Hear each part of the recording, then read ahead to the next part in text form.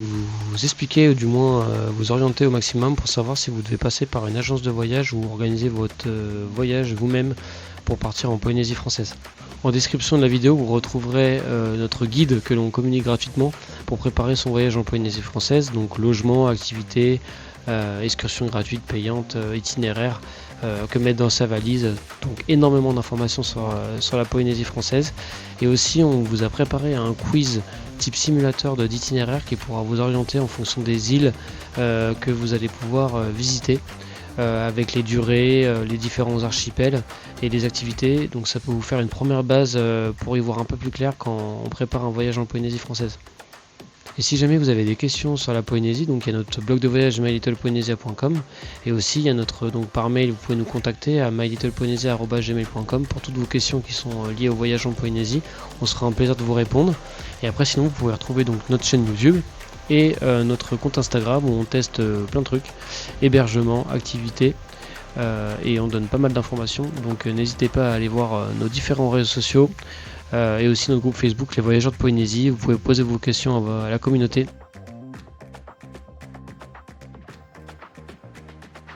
Le vrai avantage de l'agence de voyage, premièrement, c'est que l'agence a des prix négociés avec les hébergements, les vols locaux et les activités, à peu près 20-25% de réduction. Donc c'est-à-dire que vous, en fait, quand vous allez réserver avec l'agence ou à minima faire un devis, vous regarderez finalement les hébergements, enfin le devis global que vous allez avoir, il va pas être beaucoup plus cher que si vous réservez en direct. Ensuite, second intérêt de passer par une agence, c'est évidemment la tranquillité d'esprit.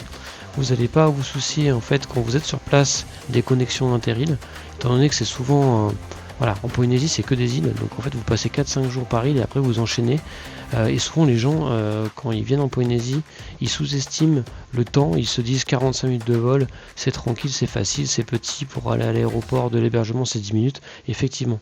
Sauf qu'en fait vous avez très souvent des retards de vol, vous allez pouvoir avoir des décalages au niveau de ce qui était prévu l'horaire et finalement c'est reporté l'après-midi ou le lendemain. Donc dites-vous que quand vous faites un vol d'une heure, en général vous avez perdu la demi-journée. Et donc ça, l'agence elle l'a bien en tête et du coup elle va bien vous optimiser. Moi je vois trop de gens en fait qui viennent en Polynésie et qu'en fait ils perdent énormément de temps dans les transports à chaque fois. Alors que finalement ça se passe plutôt bien, mais c'est juste qu'il y a quand même quelques points à avoir en tête. Et ça, soit vous pouvez nous contacter, on pourra vous nous donner votre idée de base d'itinéraire. Je pourrais vous aider à vous dire ça c'est bien, ça c'est pas bien. Et inversement, enfin aussi dans l'autre sens, l'agence elle peut aussi vous dire ça c'est un risque à prendre ou pas. Par exemple une île comme Mopiti, je le dis souvent, mais c'est une île qui est assez risquée en termes de pour aller là-bas parce que la piste d'atterrissage est très courte et si vous allez en bateau, il n'y a qu'une seule passe et quand il y a la houle, et en fait il y a souvent des annulations de bateaux. Sachant que la houle en Polynésie, ça correspond souvent à la période la plus haute de l'année en termes de saisonnalité touristique, c'est-à-dire août, septembre, octobre, c'est-à-dire la bonne saison de l'année. C'est là aussi en même temps où vous avez la houle en fait. Donc ça c'est un truc qu'on sait pas forcément et je vois par exemple des gens parfois qui prennent leur dernière île avant de retourner sur Tahiti pour retourner dans leur vol international, ils terminent par Mopiti et après le lendemain ils rentrent en France. Mais ça en fait c'est une énorme bêtise parce que si vous avez une annulation de vol ou de bateau, en fait c'est sûr que vous loupez votre vol international. Donc ça c'est des petites choses en fait qui vont vous faire passer. Alors soit ça peut très bien se passer, tant mieux pour vous, soit sinon, une fois que vous allez le savoir, ça va vous mettre un stress en fait quand vous serez sur place. Et le but d'un voyage aussi loin, et en Polynésie on dit souvent que c'est le voyage d'une vie, c'est de pas trop se prendre la tête avec tous ces petits sujets logistiques. Autre point aussi, je vois des gens, ils réservent, ils font 2 nuits par-ci par-là, mais en fait il faut au moins 4-5 nuits par île, sinon vous allez faire que courir, et surtout quand vous êtes en période sèche, donc juillet ou septembre, qui est la période où 80-90% des gens viennent, c'est la meilleure saison de l'année, même en saison sèche il peut beaucoup pleuvoir en fait. C'est un truc, sur 3 semaines de voyage, vous pouvez avoir au moins 4-5 jours de pluie et c'est totalement normal ici, c'est un climat tropical. Là vous voyez derrière moi, on est en saison sèche, j'arrose pas le jardin, c'est tout vert en fait. Et c'est très beau, mais tout est vert. Donc ça a quelque chose à avoir vraiment en tête. Comme quoi le climat ici, c'est pas tout le temps comme on décide. Et du coup parfois vous pouvez être bloqué. Soit il peut y avoir beaucoup de vent, soit beaucoup de houle, la mer elle est déchaînée, soit le climat il est le temps il n'est pas bon, vous pouvez pas faire grand chose. Donc ça fait partie du jeu quand on vient en Polynésie.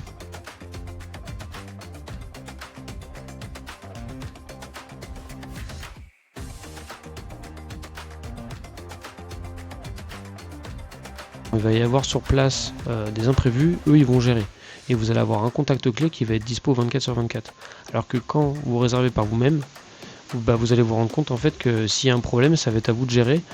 Et je vois énormément de gens sur notre groupe Facebook, les voyageurs de Polynésie, qui posent des questions. Voilà, j'ai un problème, ça a été annulé, comment je peux faire? Mais le problème, c'est que si vous vous retrouvez au moment de l'année où il y a le plus de monde, en fait, vous n'allez pas pouvoir avoir trop de backup et avoir de solutions. Alors que quand vous avez l'agence elle va se démener pour vous trouver la meilleure des solutions. Vous avez quelqu'un, vous avez payé pour ça, vous savez que vous êtes tranquille. Donc ça, quand vraiment on vient en Polynésie pour une fois et on veut vraiment faire tout ce qu'on a prévu à l'avance, ça c'est sûr que ça n'a pas de prix. C'est un confort exceptionnel.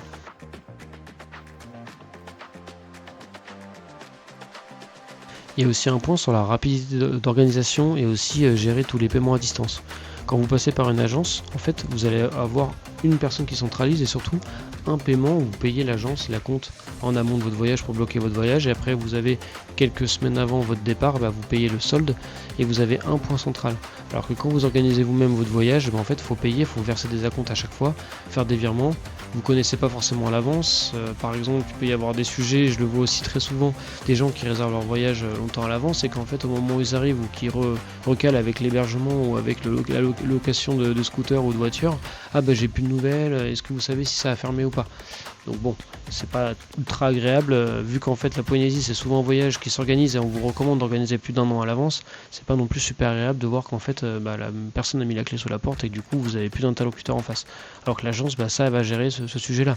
S'il y a un problème d'hébergement ou un truc, elle va vous repositionner, elle va vous replacer, elle s'engage à faire le voyage, forcément vous avez payé pour, donc elle s'engage à gérer ça, elle va gérer s'il y a un problème, et ça peut arriver. C'est quelque chose de totalement normal. Ensuite, selon votre profil, du coup, si vous êtes plutôt en mode voyageur autour du monde et vous avez énormément de temps en Polynésie, énormément de temps, je parle de plus d'1 mois, là c'est sûr que vous pouvez très bien réserver par vous-même, vous savez que vous allez rester plus longtemps sur les îles, vous n'êtes pas trop pressé, même s'il y a des jours où vous faites rien, c'est pas très grave, vous êtes plutôt en mode farniente. Là dans ce cas-là, vous pouvez peut-être réserver par vous-même, surtout si vous êtes en hors saison, vous allez avoir tout le temps de la disponibilité, donc il n'y a pas trop de problème, il n'y a pas trop de stress à avoir.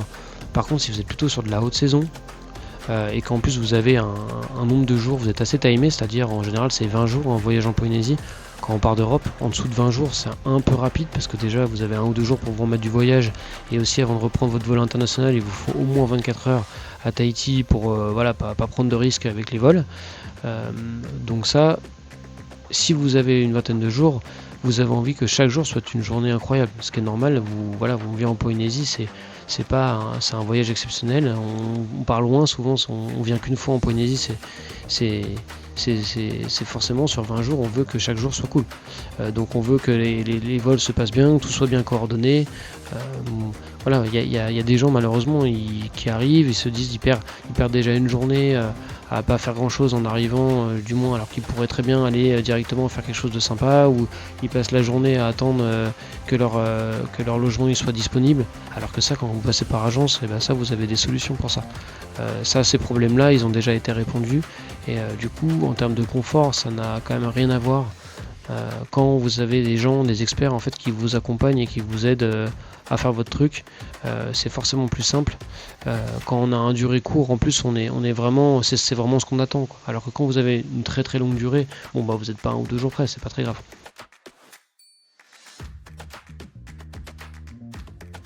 Type lune de miel ou anniversaire de mariage, ou vous voulez vraiment déconnecter, là pour moi il n'y a pas du tout de discussion, faut passer par agence. Comme ça vous déconnectez totalement et vous prenez pas la tête sur l'enchaînement des excursions, sur les transferts, les navettes, les trucs.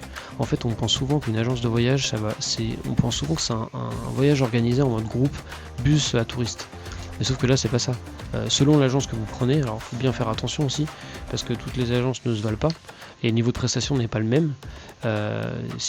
Sans citer d'agence en particulier, mais vous pouvez tomber sur des agences où effectivement c'est un peu bus à touristes, et après des agences qui vont être plus premium et qui ont une vraie réputation à entretenir, à respecter.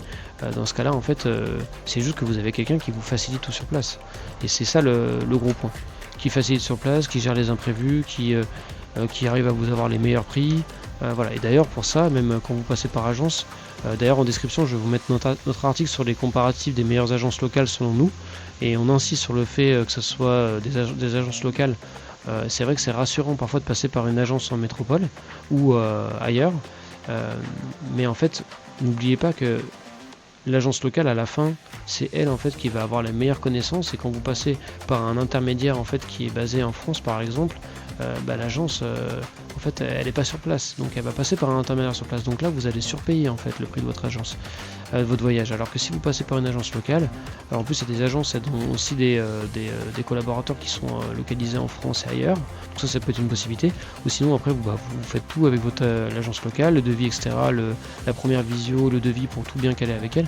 Et après, vous pouvez aussi nous demander directement, voilà, j'ai reçu tel devis, qu'est-ce que tu en penses, etc. Moi, je ne suis pas une agence locale, je suis un blog de voyage, donc je teste en fait plein de choses en Polynésie. Donc si jamais vous avez des questions sur la cohérence du voyage, sur est-ce que c'est bien de faire tant de jours là, est-ce que tu as testé cet hébergement là ou cette activité là, ou est-ce que tu me recommandes de faire ça, moi aussi je peux vous conseiller, vous donner mon avis en tant qu'utilisateur.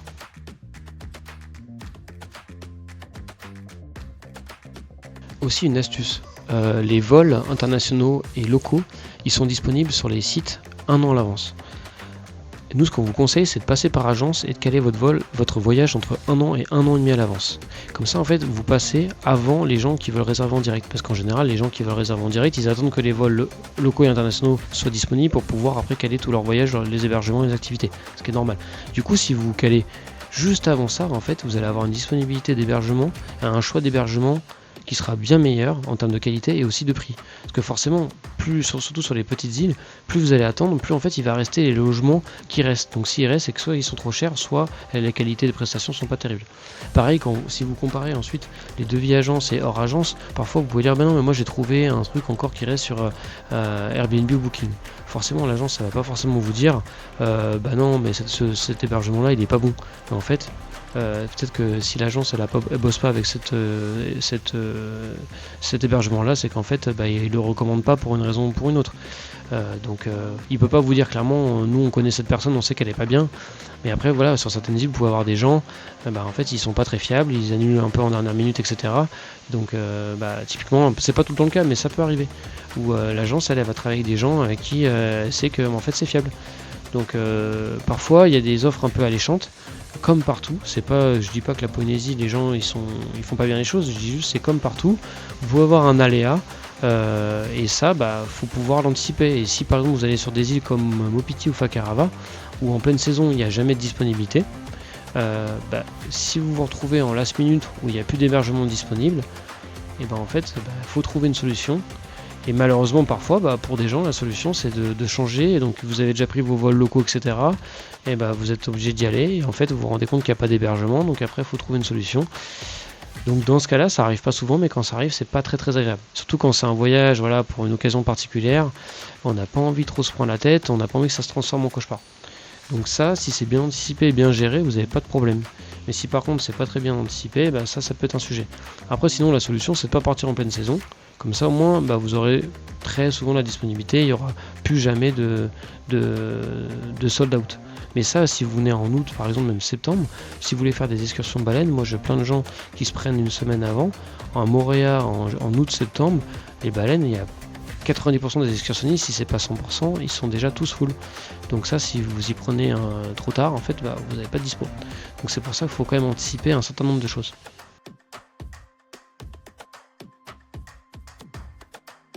Concernant le budget des agences, parce que c'est sûr c'est bien de passer par agence de voyage, c'est ce que je vous recommande depuis le début de la vidéo, sauf qu'aussi il faut quand même avoir un minimum de budget. Dites-vous qu'une agence de voyage, elle peut gérer donc effectivement des hôtels de luxe, la question se pose pas, mais aussi elle peut clairement vous faire travailler, les agences de voyage travaillent très souvent aussi avec les pensions de famille. Donc dites-vous que les logements trop bas de gamme ou camping, ou vraiment des choses très low cost, l'agence ça va pas bosser avec eux parce qu'ils ont une éthique à avoir et une qualité minimum. Mais si vous êtes sur des pensions de famille, en général c'est 100 € la nuit par personne, la pension de famille, avec le petit déjeuner, etc. Après il y a un peu tous les prix, mais ça peut commencer dans ces eaux-là, faut avoir à peu près ça en tête. Vous allez payer à la chambre, mais du coup pour deux ça va être dans les 200 € la nuit. ça clairement l'agence elle va pouvoir vous trouver des pensions de famille. Il faut demander, mais en général ce qu'on recommande quand on fait un voyage en Polynésie, c'est de faire un mix en fait, c'est de faire de la pension de famille sur certaines îles, faire l'hébergement de 3 étoiles sur d'autres îles, et après se faire plaisir sur un ou deux logements un peu luxe sur son voyage, ou plus si vous avez la chance. Et donc ça en fait, dès que vous êtes sur ce qui correspond à 80% des voyageurs, c'est-à-dire un voyage complet, on va dire un milieu de gamme avec un peu de low cost dedans et un peu de haut de gamme premium, en fait l'agence sera dans la majorité des cas plus rentable. C'est vraiment pour des gens qui sont vraiment très très low cost, où là du coup une agence de voyage ça ne vaut pas le coup. Donc si votre budget voyage c'est pour 3 semaines 5000 € et plus, ça a tout intérêt de faire à minima un devis avec l'agence de voyage pour voir. Notamment parce que oui, en dessous de ça l'agence elle va pas en fait perdre son temps à accompagner des gens et finalement à avoir le même problème logistique que si quelqu'un qui a payé cher en fait elle va préférer avoir des profils de gens qui payent plus cher, sachant que la Polynésie c'est une destination qui est un petit peu victime de son succès aujourd'hui. Il y a énormément de gens qui veulent venir sur la haute saison. Et dites-vous qu'en fait, si vous y prenez en 3 mois avant, en haute saison, vous n'avez pas de... Les agences, elles vous disent non. Même 6 mois avant, ça commence à être compliqué. C'est à part si vous avez que des hôtels de luxe où il reste de la disponibilité, vous êtes très très flexible sur les îles, etc. Mais sinon, faut oublier, si là vous voulez partir en août 2027, après janvier 2027 pour s'y prendre, c'est un peu tard. Faut s'y prendre idéalement, je vous dis entre 1 an et 1 an et demi à l'avance, c'est vraiment ce qu'il faut. Donc c'est vrai que ça fait vraiment des durées qui sont vraiment longues. Moi j'ai des gens, ils réservent leur voyage plus de 2 ans à l'avance. Ça paraît assez dingue, mais si vous voulez être sûr et avoir les meilleures offres, les meilleurs prix, les prix un petit peu early booking et puis avoir les meilleures options sur chaque île, en fait faut s'y prendre, plus vous y prenez à l'avance mieux c'est. Au pire des cas, si vous y prenez un peu trop tôt, l'agence elle vous dira bah là recontacte-moi à telle période, c'est un petit peu tôt. Mais voilà, et pareil pour les croisiéristes catamarans, on a aussi on connaît pas mal de croisiéristes et de skippers et propriétaires de catamarans qui sont magnifiques en Polynésie pour des expériences exceptionnelles. En fait plus vous attendez, moins vous allez avoir de dispo, et ce qui va rester ça va être les choses extrêmement chères. Moi j'ai plein de gens qui me contactent parce qu'ils veulent faire un voyage et ils se disent non mais je vais réserver en direct parce que c'est moins cher, et en fait je les vois ils réservent 6 mois avant la haute saison, en fait ils payent quasiment 2 fois plus cher que si c'était passé par une agence 1 an avant. C'est vraiment impressionnant. Pareil sur les vols, vous verrez, si vous y prenez 4-5 mois à l'avance pour la haute saison, en billet en classe éco, vous pouvez payer plus de 2500 € votre billet d'avion. Alors si vous y prenez plus d'un an un an à l'avance, vous allez payer 1500 € votre billet aller-retour, ou peut-être 1700 €. Mais en vrai, vous allez économiser quasiment 1000 € sur votre vol aller-retour par personne. Donc en fait, les ordres de grandeur sont énormes. Donc finalement, le sujet n'est pas forcément de est-ce que c'est plus ou moins cher de passer par agence, c'est plutôt de combien de temps à l'avance vous y prenez. Ça c'est le premier point. Et le deuxième point c'est est-ce que je suis en pleine saison ou pas. Selon si vous êtes en haute saison ou basse saison, votre prix c'est du simple au double les prix en Polynésie. Donc ça fait une différence qui est énorme.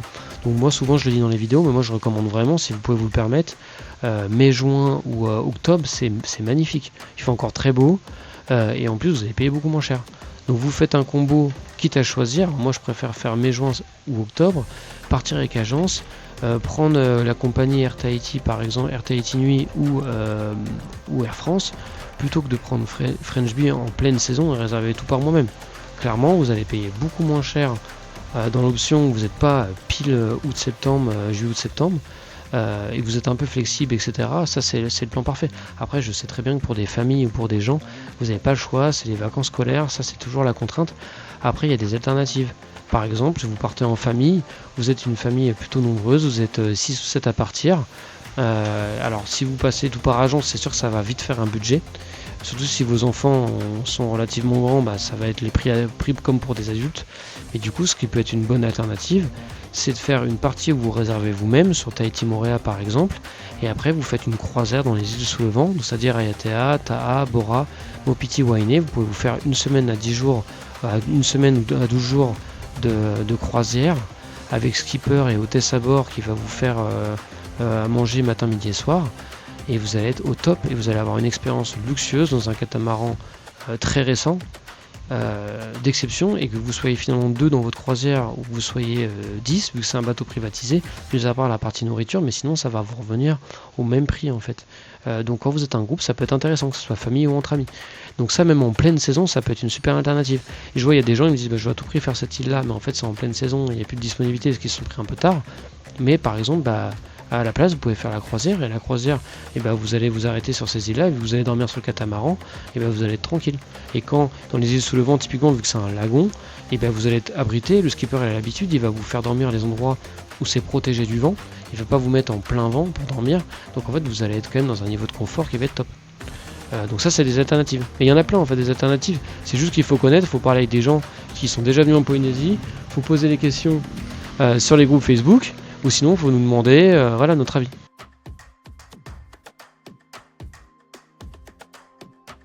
J'ai un rôle en fait de soutien finalement du voyageur, où je regarde avec le voyageur du coup les devis que vous avez reçus des agences, je les compare, je vous donne mes informations et moi mon ressenti par rapport à ça, si en termes de prix il est bien placé ou pas, je fais des comparatifs avec ce que vous pouvez trouver en direct et versus agence. Donc ça, faut pas hésiter à me solliciter. Je vais aussi vous dire, moi sur telle île, cet hébergement là je l'ai testé ou pas. L'excursionniste, je sais que lui il est super parce que c'est un petit comité, versus cet excursionniste là, il y a beaucoup de monde sur le bateau, où le bateau il est un peu vieillissant, ou le guide, moi je connais personnellement celui-ci. Et après je peux aussi vous dire, moi sur cette île là je ferai plus de jours, moins de jours, je ferai plutôt telle boucle d'île, telle boucle d'itinéraire plutôt que ce qui vous a été proposé. Les hébergements, cette île là, l'hébergement, moi je te recommande à fond de faire un hébergement luxueux sur cette île là, et cette île là plutôt si tu es en transit, fais plutôt tel hébergement parce que ça vaut pas trop le coup de mettre beaucoup d'argent sur cette île là. Donc en fait je peux vous aider moi à coordonner votre voyage et aussi à vous donner mon avis externe. Vu que moi je teste les choses en fait, sur ce dont j'ai testé, je vais pouvoir vous dire pour moi ça c'est un bon plan, ça c'est pas un bon plan. Pour moi sur cet hôtel là je préfère être côté plage, l'autre côté bungalow, enfin voilà. Donc tout ça c'est parce que moi je suis sur place et que je teste plein de trucs, que ce soit des pensions de famille, des hébergements de luxe ou des activités, je peux vous donner mon avis. Donc voilà, donc pour être transparent, donc j'ai des commissions, forcément des prestataires et des partenaires avec qui je travaille, mais les commissions sont soit neutres, je m'engage à ce que les clients ne soient pas réimpactés du coup en termes de marge, ça c'est très très important, et aussi j'ai carrément des codes promo du coup à vous communiquer, donc ça c'est un plus pour vous.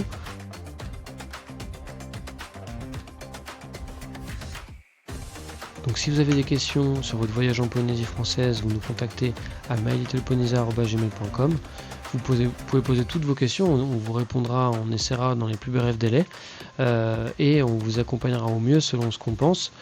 J'essaye d'être le plus honnête possible avec les gens, vous dire que comme si c'était des amis ou de la famille, quand j'organise le voyage pour des proches qui viennent, les bons plans, ce qu'il faut faire, pas faire, et vous dire si là il y a trop d'îles, pas assez d'îles, si selon nous là tu as fait des doublons d'îles, donc ça ressemble un peu, vaut mieux que tu changes un peu d'archipel ou d'ambiance. Donc voilà, c'est surtout ça qu'on peut vous aider. Donc si vous avez des questions, n'hésitez pas, abonnez-vous, ça nous fait énormément plaisir, ça c'est un peu ma petite récompense, que vous vous abonniez à la chaîne YouTube ou sur notre compte Instagram, ça veut dire que ça plaît. N'hésitez pas à nous mettre des commentaires aussi dans la vidéo pour donner, poser vos questions ou donner aussi un petit feedback, ça fait plaisir. Donc je vous remercie beaucoup et je vous souhaite à très vite en Polynésie française. À bientôt, Nana.